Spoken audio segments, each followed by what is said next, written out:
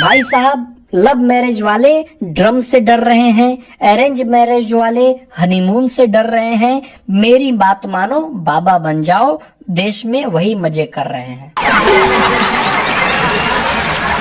भाई साहब, आजकल जिस हिसाब से चीजें चल रही हैं, उस हिसाब से एक ही बात कहना चाहता हूँ कि वो रिश्ता ही क्या जिसमें शरारत न हो, वो रिश्ता ही क्या जिसमें शरारत न हो, और वो पति पत्नी ही क्या जिसमें महाभारत न हो।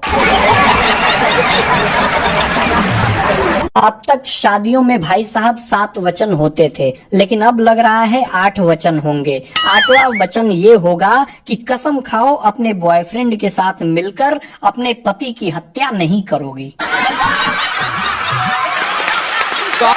कल एक लड़की बहुत उदास थी। मैंने बोला इतनी उदास क्यों हो? तो बोल रही है कि बॉयफ्रेंड ऐसा चाहिए जो आईफोन दिलाकर कहे कि बाबू और भी कुछ चाहिए तो बेशक बता देना, अभी एक किडनी और बाकी है।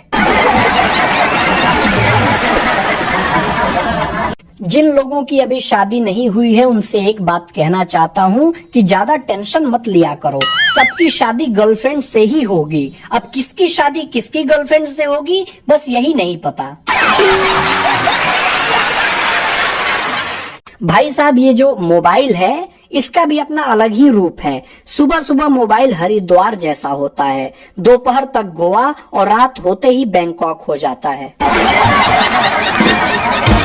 भाई साहब, आजकल के समय में ये मदर्स डे फादर्स डे मनाया जाने लगा है।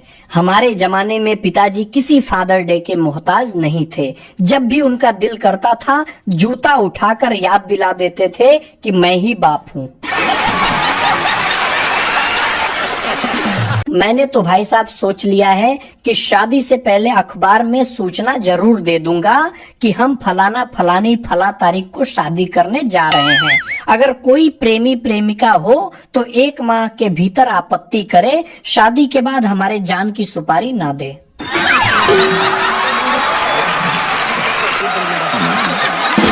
कुंवारे और शादीशुदा अलग ही टेंशन में रहते हैं। शादी ना करो तो कुंवारे कहते हैं तन्हाई मार देती है, अगर शादी करो तो भाई साहब लुगाई मार देती है। बहुत सी लड़कियों की लाइफ में एक साइलेंट लवर होता है जो ना तो परेशान करता है और ना ब्लॉक होता है। एक बात तो इस 2025 में है कि इसने 6 महीने में सिखा दिया कि आप कहीं भी सुरक्षित नहीं हो, न ट्रेन में, न प्लेन में, न मैदान में, न घर में और न पहाड़ों में। भाई साहब, मैं भी टेंशन में आ गया हूँ। जब मेरी शादी करने की बारी आई तो लड़कियां अपने पतियों को जान से मारने लगी। जितने गर्लफ्रेंड बॉयफ्रेंड हैं उनसे एक बात कहना चाहता हूँ कि आफत पतियों पर आई है, प्रेमी अभी भी सुरक्षित है, इसलिए प्रेम करते रहिए। भाई साहब, सरकार का भी नियम मानना पड़ेगा। सरकार का भी अपना जुगाड़ सही है। 10 साल पुरानी गाड़ी दिल्ली में नहीं चलने देते और 20 से 30 साल पुराने प्लेन को लंदन तक भेज रहे हैं।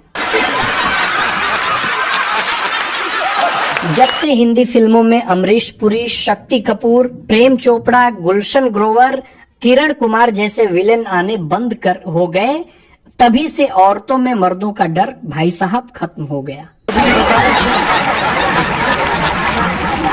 एक बात भाई साहब समझ में नहीं आती है, घूमने जाओ तो आतंकवादी मार देते हैं, शादी करो तो बीवी मार देती है, घर पे बैठे रहो तो प्लेन गिर जाता है। अब इसमें मर्द समाज काफी खतरे में है ये सब देखकर। आजकल के मेरे जैसे कुंवारे दोस्त बहुत टेंशन में आ गए हैं। कह रहे हैं कि शादी करूं या ना करूं, लव कर रहा हूं तो जेल जाने का खतरा है और शादी कर रहा हूं तो जान से हाथ धोने का खतरा है। अगर देश में ऐसा ही हत्या और ऐसे ही चीजें चलती रहीं तो वो दिन दूर नहीं जब भविष्य में दीवारों पर पोस्टर लगेगा कि युवा दिलों की धड़कन बड़े भैया को हनीमून से सकुशल जिंदा लौटने की हार्दिक बधाई।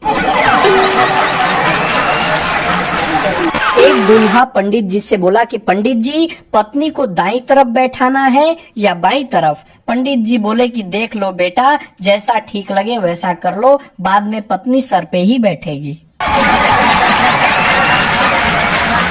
कल मेरा दोस्त बोल रहा था कि भाई, मैं एयर इंडिया की फ्लाइट से अपनी बीवी सोनम के साथ हनीमून पर पहलगाम जा रहा हूँ।